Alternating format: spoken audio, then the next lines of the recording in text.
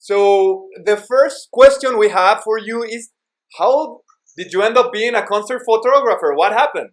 Story I have to say, and I have never dreamed of to become a photographer or a concert photographer. I even didn't know that this job exists. So everything started back in 2008 when I was doing my PhD thesis in molecular biology.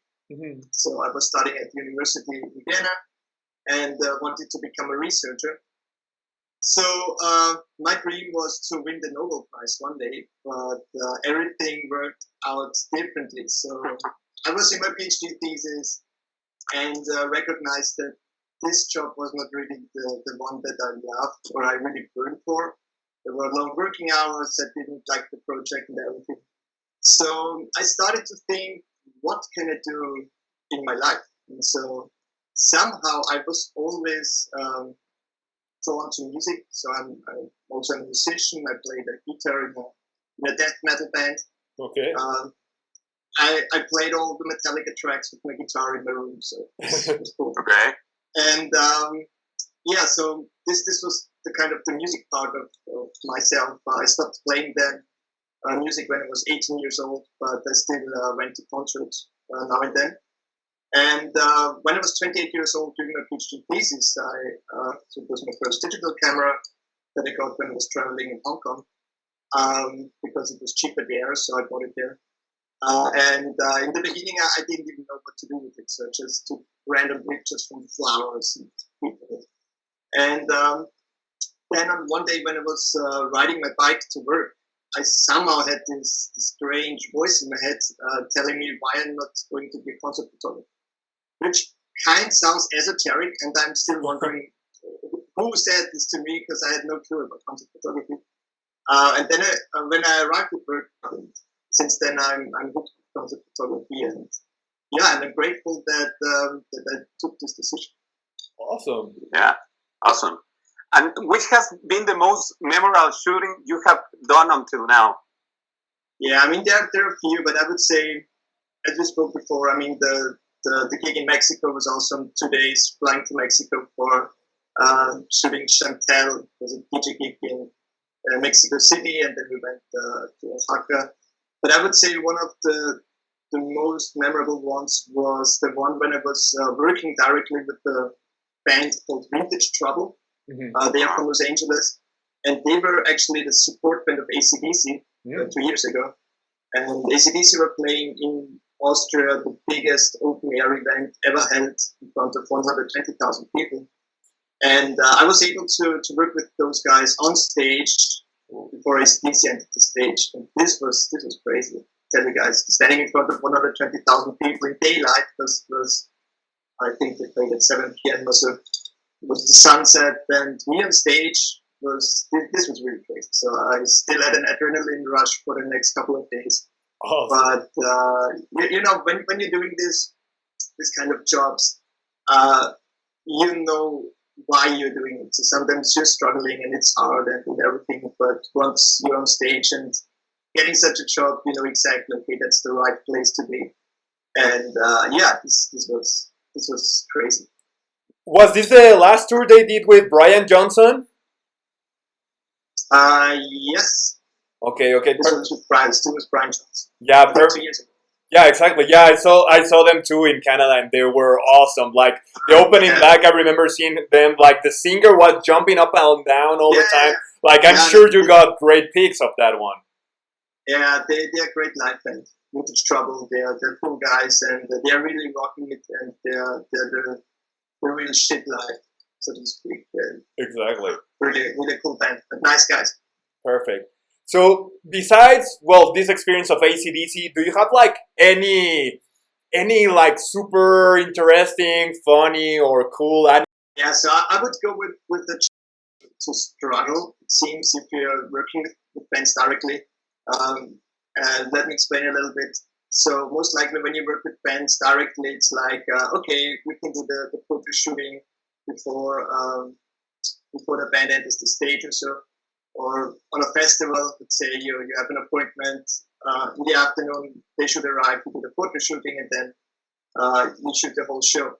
But most likely it's like you're there, you're waiting for hours, and then somebody say, okay, they're stuck in traffic. Oh, the band will be there 1 hour before they play.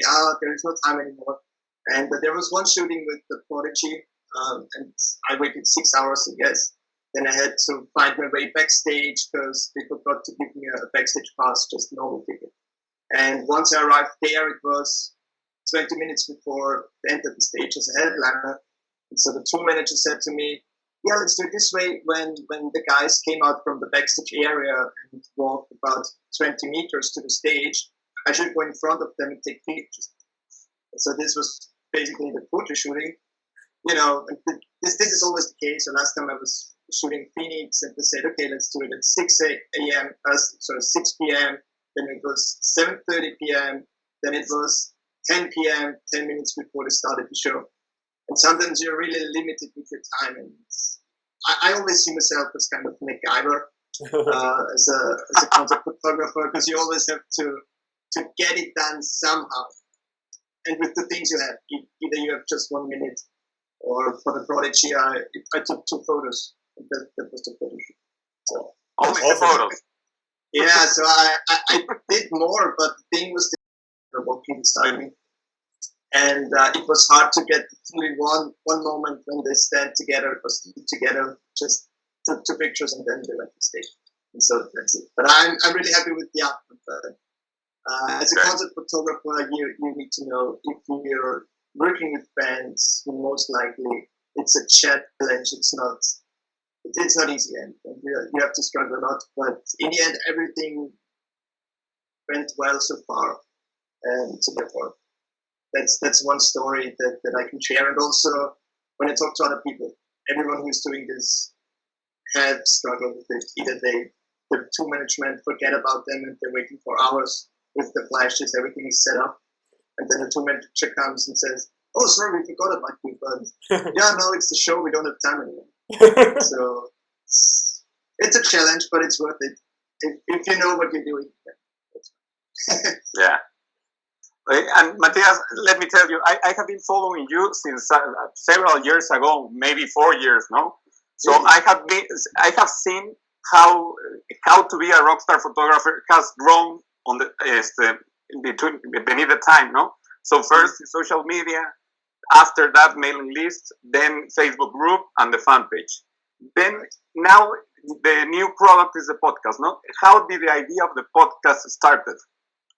Yeah, so the podcast is the newest tool in the how to become a rockstar photographer universe, so to speak. Actually, I have seen other people doing it, not in our industry, but most likely in online marketing and financial business. And what I found out is what all these kind of famous online marketers, they interview the best in their niche and interview them like under the 20. So they become famous for this being an authority in this field. And so I thought it would be cool to get in contact with all those guys and learn from them, because I'm always eager to learn from other people. And I have, I think, a good position with my How to Become a Rockstar Photographer, that a lot of people know me, and that I also have the chance to get all these people on the podcast. We can talk a little bit later, but I have interview guests like Katerina Bentsova. She was the tour photographer of Guns N' Roses. I had Seth Whitford, who's the Aerosmith tour photographer. And by the way, Aerosmith shared my interview on the Instagram account, which got 4,000 likes or so. And so I thought this would be a cool idea to take the whole project and turn it into a podcast, interviewing these guys, and giving back to them. Honestly saying, I was not sure if this would work, because personally, I'm not listening to podcasts.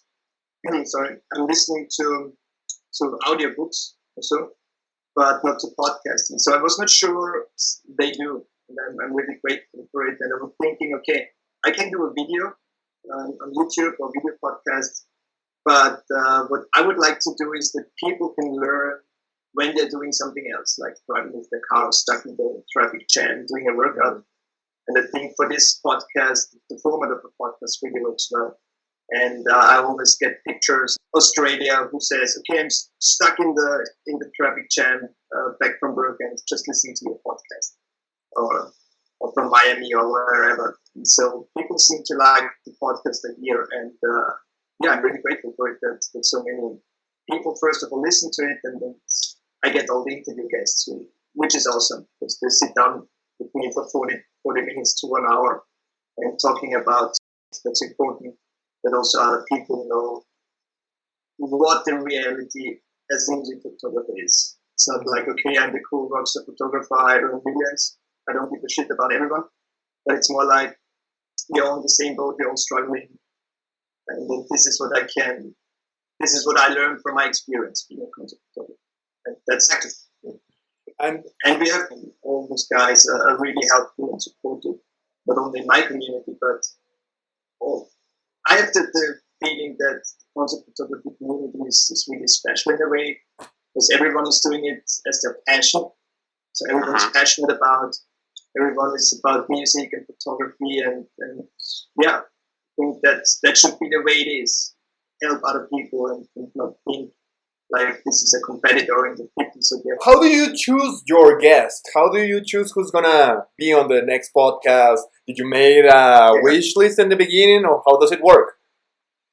Yeah, so the idea behind was, or still is, to do 100, learn from the best in the world. And I was starting out with only concept photographers, because this was the whole concept behind.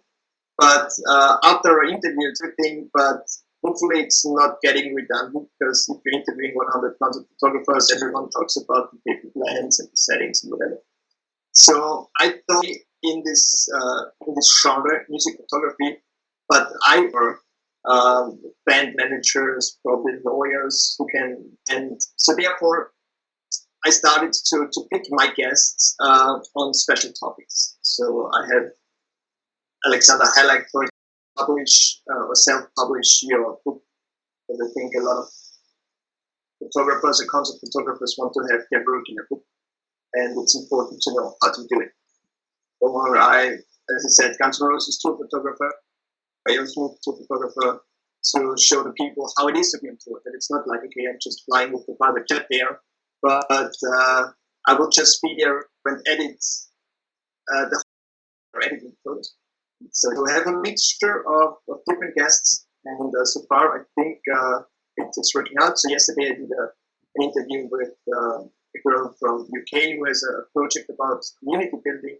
So this will be more focused on how to build the concept of community and how to do exhibitions and so on. And I just try to keep it interesting for people, and not that they just stop to listen after 10 episodes because they say, okay, now we know everything. And so therefore I'm doing this. And what I also started is I'm always asking my guests in the end of the interview if they can suggest 2 other concept photographers they know of. It might be interesting. And the advantage is that you get, so the aim is to get rid of the big ones like Danny Lynch and Anton Corbijn and all the big names. So Anton Corbijn should be number 100. That would be awesome. Let's see. Whatever happens. I mean, we're now in episode 14, and the podcast was downloaded 17,000 times. The app was downloaded 350 times. Aerosmith shared it. Nicky Six shared it on his Instagram account. So I'm really looking forward what happens when I reach 50 by the end of the year, because I think that it's a lot bigger. I will try to get sponsorship from companies and all this stuff, just to make it more affordable for me, because right now it's just self-funded. You need all the post-production stuff, everything, and you need the mic, and it's a lot of work to do. Okay, and will you say that is your most big challenge, or it's another thing? So building this podcast about the podcast. About the podcast, I think the most challenging thing was the technical side of it. So I had this podcast idea in mind for about a year, but in the end I was always afraid to start it because I didn't know how to record properly.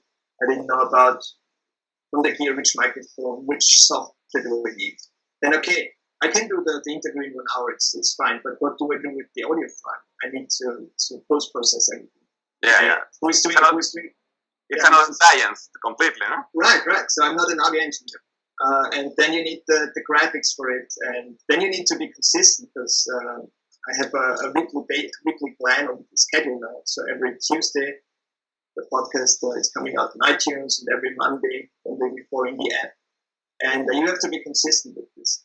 And I was always thinking, 100 interviews is a lot of work, and I don't know if I can really be consistent. So what I needed to do first is to have the right mindset and also to find the people who can help me with it. So I now have a graphic designer, Monique in Slovenia, who's doing all the graphics. I have a guy sitting in Scotland who's doing the post-production.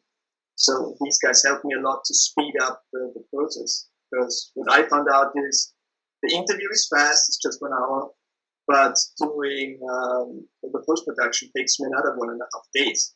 And doing this every week, I don't have that much time because I also have a 1-year-old daughter now. So I'm rather busy with my schedule, I have to say. And I needed to outsource some of the parts that I don't want to do or I simply cannot do. And so therefore I would say the technical challenge. But once this was solved, I'm loving this project. And I'm really looking forward for every interview. The guys are so great, and it's just cool to hear all these different stories. Well, you told us that you were planning on bringing lawyers. You already brought some musicians to the podcast. Are you planning on bringing more musicians to do other episodes, or what can we expect in a little bit in the future about it? Yeah, so cool would be Lady Gaga to talk about community building. Let's see, 101. I don't know. you have to dream big. So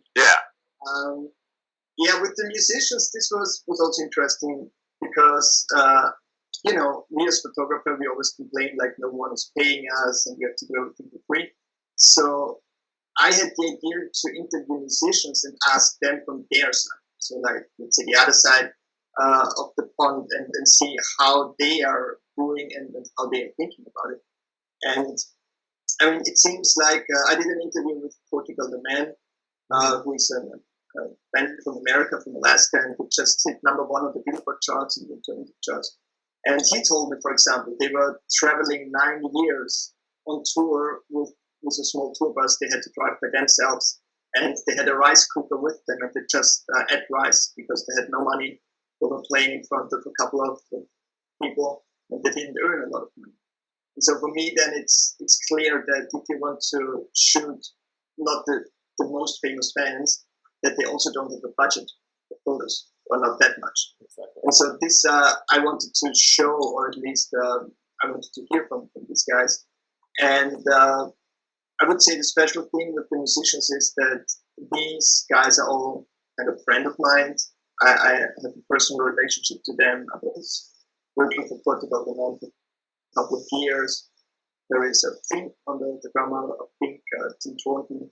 He's a friend of mine. I toured with them too. There will be New Model Army, whom I'm following like for 20 years. And I had him on the interview, Justin Sullivan, the lead singer. And so for me, it's also a way to talk to my favorite musicians. Because otherwise, you don't get the contact to them. But with the podcast, I have a tool where I can say, hey, it's about music photography, but I'm also interested in how you're doing as a musician. And let's talk about it. And, everyone needs concept photographers, and they have some experience with them. And it's interesting to hear their point of view. And so I will definitely get some more musicians. I don't have plans now whom exactly, but I will get, for example, a light technician. Okay. To see another point, or probably a sound engineer, or maybe recruiting to produce. 102. No, I think I don't get recruitment, but it will be great to have. Yeah. No, so for me, it's like 100. This is a good number, and I just want to have amazing and inspiring and motivational people on here. And so in this case, 100 is not that much because I can simply just go to our Facebook group and interview 100 people for amazing stories. And the main aim is to learn. So. Yeah, but it's a 2-year project, no? So it's a continuous project, but it's a lot of job. A lot of work. It's I think 1.5 years from now, so 2 years. And it's a lot of work, but as I said, it's worth it. And I think you just need to have the infrastructure to do it on a weekly basis. Because I was also thinking in the beginning, maybe I should do 1 or 2 per month. But then I think you lose the momentum. Because if you do 1 interview per month, people are not really interested in it. On a weekly basis, it's like, okay, cool, I'm looking forward to the next week.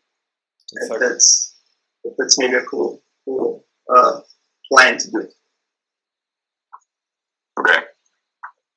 So, who has been your favorite guest in the podcast until now? That's a hard question because, as I said, I mean, all these guys have awesome stories to tell.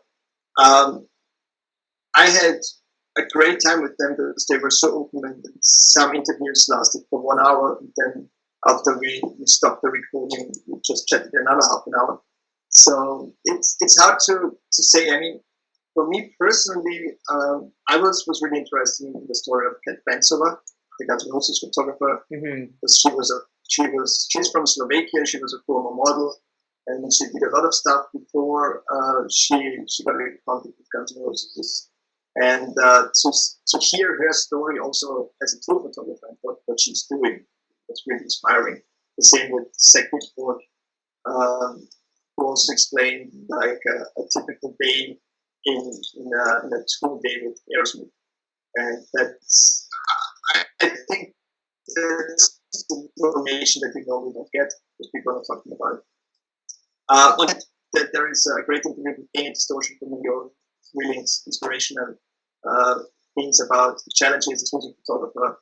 There is also Javier Bragado from Madrid who talks about some heavy metal photographer. And you know, there are a lot of great episodes. So the best is to listen to all of them. Perfect. Yeah. And we have talked about Anton Corbijn. Do you guys have any favorite? Say it again. Sorry, I lost the connection for a second. Do you guys have any special episode or your favorite episode? If you listen to the podcast, I'm a big fan of Guns N' Roses, so we shared that one. Like, yeah, like what she has talked about and knowing the background. Yeah, like anything that is related to Guns N' Roses would be awesome. Like if you could even get Axl Rose to be on the podcast, that would be even better. This would be, it would be cool. I don't know if you get him, but who I probably get is I'm in contact with the guy who was the photographer of Guns N' Roses back in the 90s when they did Appetite for Destruction. And he did a lot of band photos. So this was at the peak of Guns N' Roses. So maybe, and he said he might be interested to do. He's a guy that came out with a book with intimate portraits, and he was selling some pictures on eBay. That he was friends with Slash, I think. Maybe, I don't know. Probably. Okay. I don't know. I don't. And the episode I like a lot was the one of Katerina Benzova, the first one. Yeah. And then I don't recall the name of the photographer. It was one guy in New York that it's second. I think it's like Kevin Wilson, maybe. Maybe it was like the 10th episode, maybe. Oh, 10th. There are some. I mean, most of the people are from either New York or Los Angeles. So yeah, all the music industry is over there in the States. Right. I mean, normally, if you're a musician or music photographer, you should be in Los Angeles, probably. Exactly. Yeah. So anyway, you were talking about trying to bring Anton Corbijn, maybe Lady Gaga. Like, do you think that's the dream guest you would love to have, or if like the sky was the limit, who would you like to talk to in the podcast? Yeah. So I think Anton Corbijn is the top guy. I mean, there are some others. There is Dan Winters, who is a great portrait photographer who did a lot of portraits. There's Martin Schöller. He's a New York-based portrait photographer who also did a lot of musicians. I'm trying to get all the big names. Like there are some Bob Cohen, I think it's his name. There are some older ones who are a little bit older than us. They took photos, of Jimi Hendrix and John Lennon and David Bowie, and so this would be cool to hear their opinion on how the music business changed in the last, let's say, 40 years. So I'm trying to get them on the show. My strategy right now is to grow the whole podcast to episode, 30, 35, and then try to get in contact with them. Because if I send Anton Corbijn now an email, I don't know if he's interested, but let's say if it's in 3 years and the podcast is really popular, but I hope, then it's probably different. Or you never know who knows anyone. So if you interview some, like I was interviewing, as I said, Portugal the Man, and they are friends with Danny Clinch. And Danny Clinch was playing with them with his harmonica at the Bonnaroo Festival. So they will ask him to come to the show, and I did already with Portugal the Man, and so it's getting easier.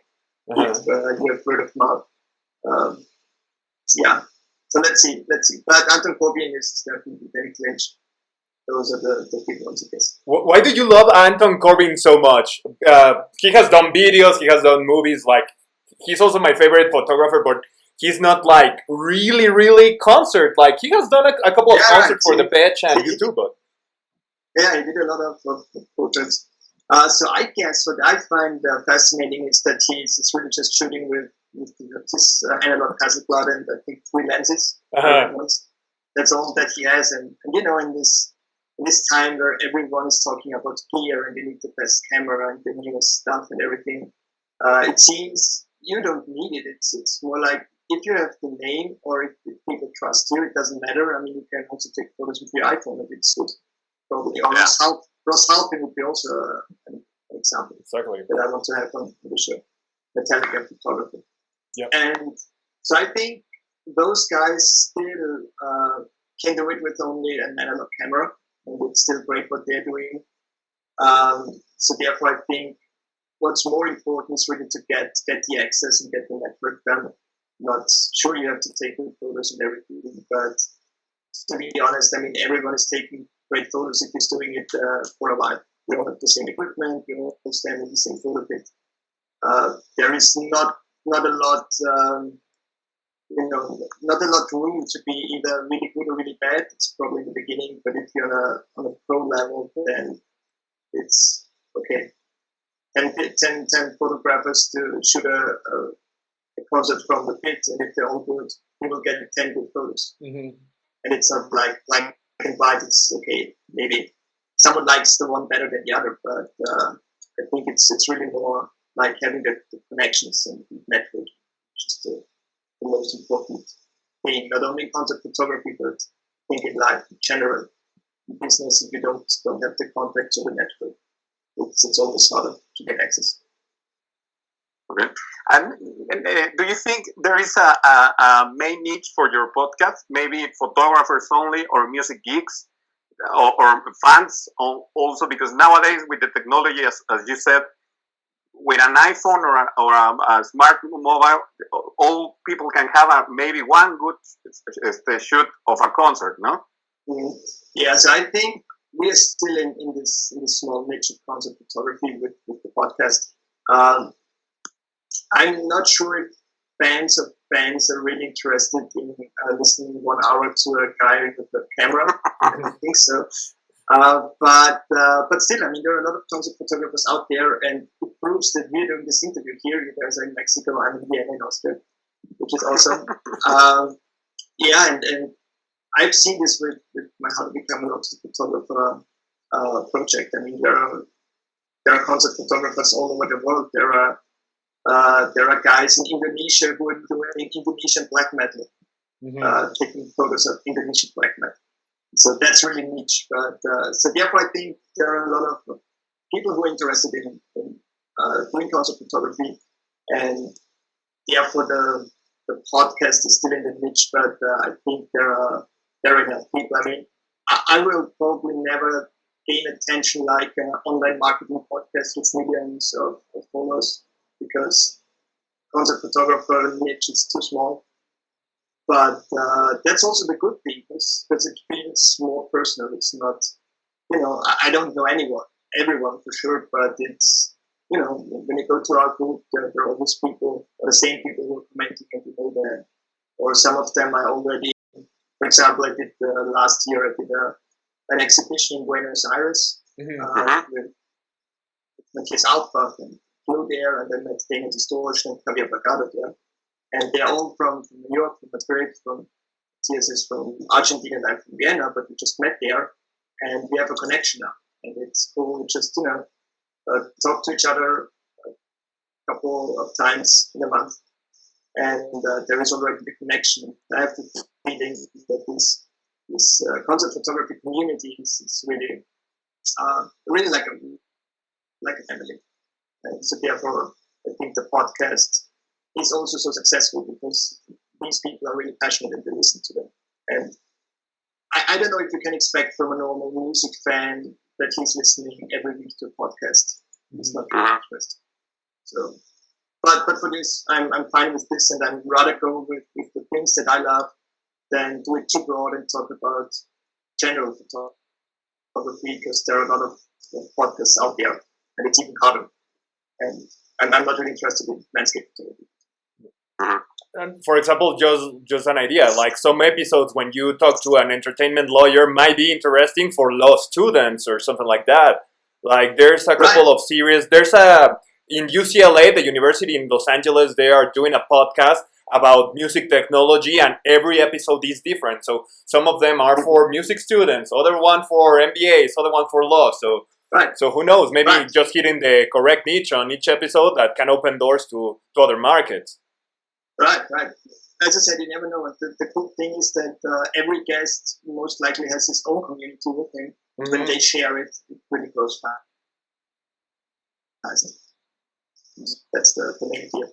Because, I mean, I can also do a podcast and just me talking for 100 episodes, but I think not so many people would be interested in. And I will just reach my people, my community. But if you interview other guys who have communities, then it's growing much faster. Exactly. So one of the questions that I think everyone wants to ask you is like, how do you become a rockstar photographer? Like, do you need a PhD and quit school and say everything goes to hell and I'll do this, or how do you do it? Yeah, you don't need a PhD for it, definitely not. Yeah, that's a good question. So I had the feeling it was much easier to get the foot in the door. Just emailing bands and then get in contact with the band management and everything. Nowadays, I mean, there are so many people out there, and it seems especially in the US. So we have photo kits with, 150 or so photographers when they have a festival. So it's getting harder and harder. But I think the best way to do it is to be open-minded and to go out there to talk to people, and as I said before, to build your network, not only with your fans, but talk to bands if you shoot in local clubs, for example. It's no problem to go to those guys and say, hey, I'm a photographer, I would love to shoot your concert, and where can I make the photos to? And so that's already the first connection. It's not about being paid from the beginning on. And anyhow, this getting paid is kind of a myth in concept photography, because even if you talk to all these guys in the podcast, everyone's struggling. And there are really just a few guys who can make a decent living out of concept photography. So most likely they are doing something else, shooting weddings, if they're photographers, or whatever. And so therefore, I guess the first thing is to realize that making a decent living, and if you have a family, so it's totally different again. For music photography, that's really the exception. So it's not going to get easy to do this. And I think everyone has to find his or her own balance how to deal with it. I mean, if you have a job which you love, then cool, have your 9 to 5 jobs and shoot concerts in the night. This is what I did for years. and you don't have the struggle to get money from the gigs. Because then you get into this rush that you have to get money somehow, and then probably you lose your passion rather fast. Because you will get a burnout soon after some years. So becoming a rockstar photographer or a concept photographer, I think find your passion. So if you're passionate about it, and you try it and you really love what you're doing, just stick with it and be patient. There are no overnight successes. I mean, some of the guys probably in the podcast have had some luck or fate or whatever, that they get to know the right people. But I would say 99%, it's just hard work, starting in small clubs, getting to know the right people at the right time. And stick to your goal. If it's your passion and if it's really what you like to do, then you will stick to it. If you're doing it for other reasons, I think you can already quit, because no one is going to a concert and editing till 2 a.m. going to sleep, and then wake up next morning and go to work. So I think you have to be passionate. You have to burn for it. You have to see a mission in life to become a photographer. And I think that's what most people have or see or have the passion for. And it's getting harder. And I'm already at the point where I would say, don't become a concept photographer because you want to make money, because this is not good. So do it because you love it, and try to find a way to manage your life. Okay. Another job too. And for example, for people that want to start as concept photographers, which will be an advice, a digital marketing advice that you can give to them? As I said, I saw how to become a rockstar photographer has grown through time, and with many clients, I tell them it as an example, no, of how to do things. Thank you. Because, for example, the way that you started the Facebook group, in my perception here in Mexico, as a follower of your project, for me it was like how this guy started the Facebook group with suddenly like 6,000 people, no? and my guessing was because he has 6,000 people in the mailing list, maybe, and we all the people, we were followers, so it was like a no-brainer for being part of the Facebook group. And it was like an amazing timing, no, of how to do things to happen. So, right. So for the people that are starting from it, which can be your best advice regarding digital marketing? Yeah. So as you mentioned, in my case, it was like a head already in the list, and people were following me for years, and they're accompanying me once every day, and so it was easier to launch the Facebook group. It was also easier to launch the podcast, because you have already 5,500 people in your email list. And if you say, okay, I have a podcast, and you reach them personally, then you will get a percentage who is following your other podcast too. If I had to start from scratch, it wouldn't have been now where it is now. Because if you're starting from scratch and you have 2 or 3 guys, or your family or your mother who's listening, it's hard. And I mean, if you're not get featured anywhere in iTunes or in magazines, no one knows about it. And so it's easier to have a community when you launch these things. If you're starting out as a concept photographer, I would say it's important to be different and don't do the things that everyone's doing.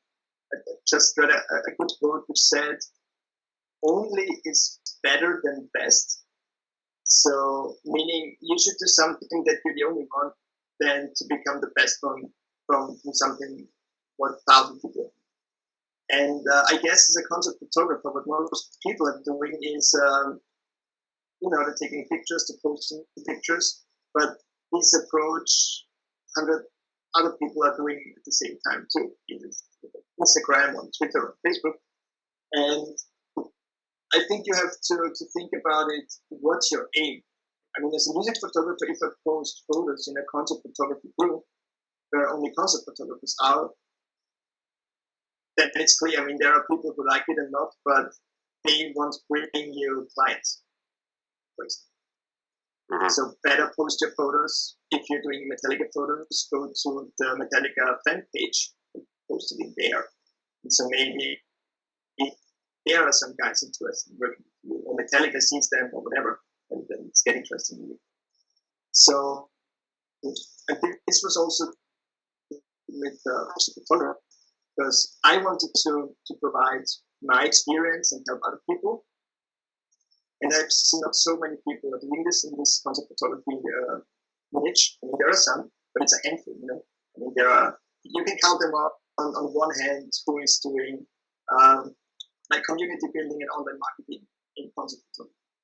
And so therefore I was kind of the only one, I would say, or one of the few ones, and I think this was also the reason why I got such a following.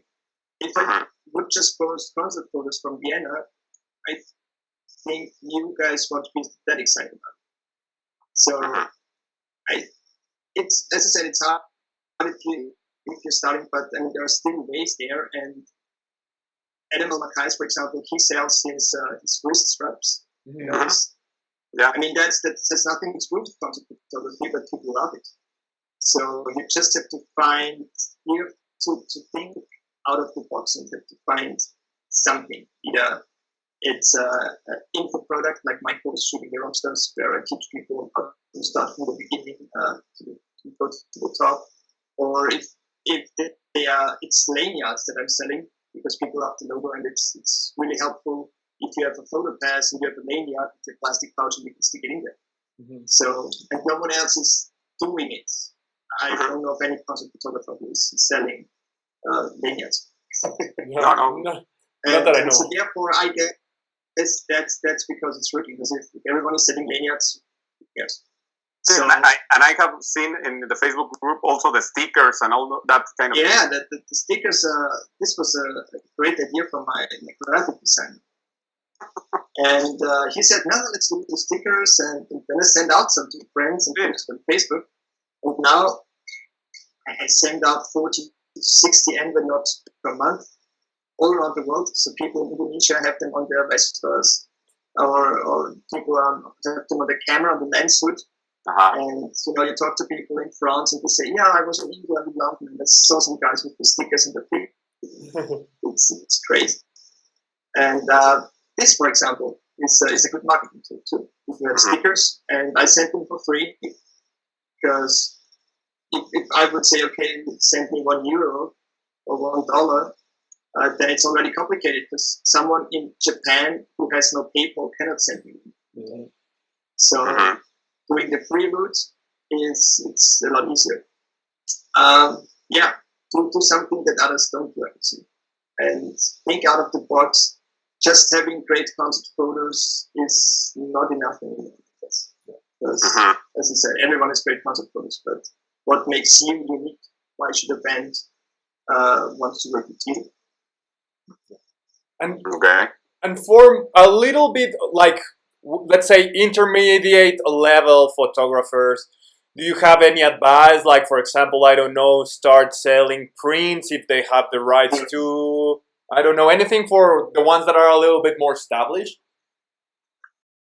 And what I'm doing, or what gives me the most pleasure, is if you work with bands directly.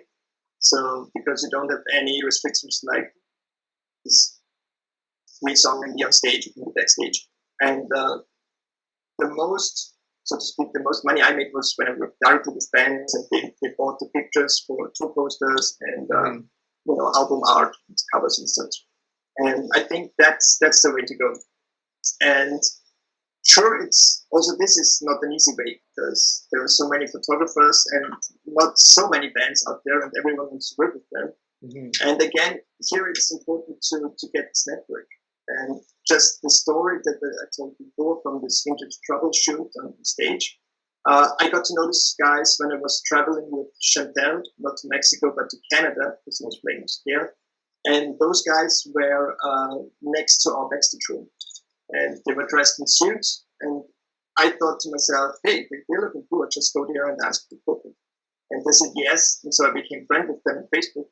And then I just messaged them and said, hey, you guys are playing as a support in Entrevista in Vienna, in Austria. Let's hook up and let's do this. And that's it. So this was the story why I was on stage. But if I would have never asked them, I would have not come.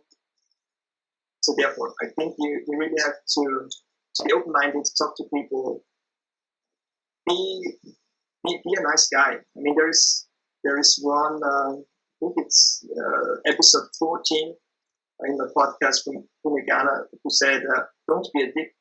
And I think that's it. I mean, just behave normal.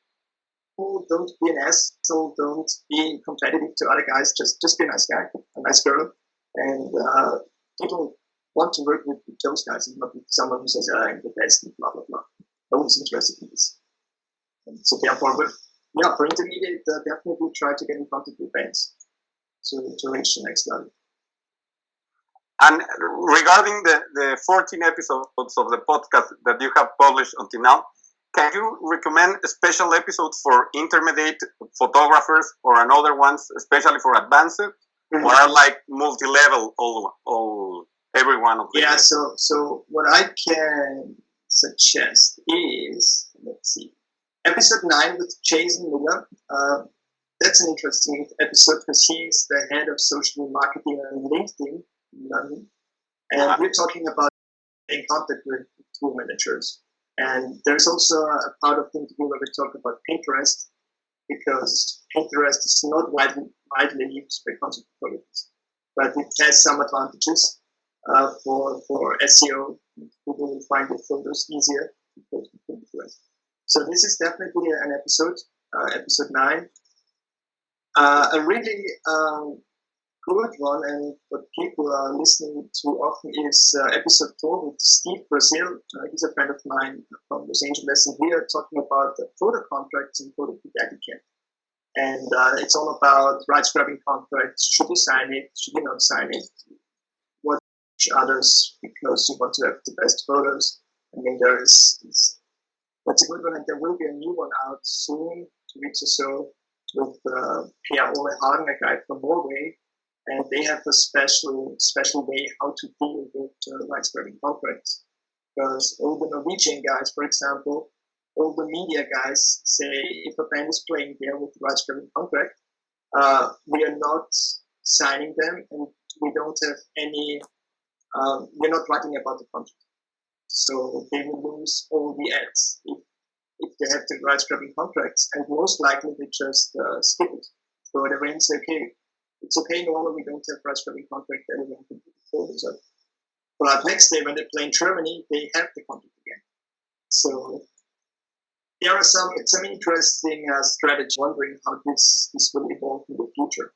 Because if you have really someone coming with a rights grabbing contract and all the photographers and media guys say you're not signing them and there will be no photos and there will be no coverage, then most likely they drop it. But if there is 1 or 2 photographers who say, yeah, but I want to do it, then the whole system collapses because then they have one who gives the photos for free.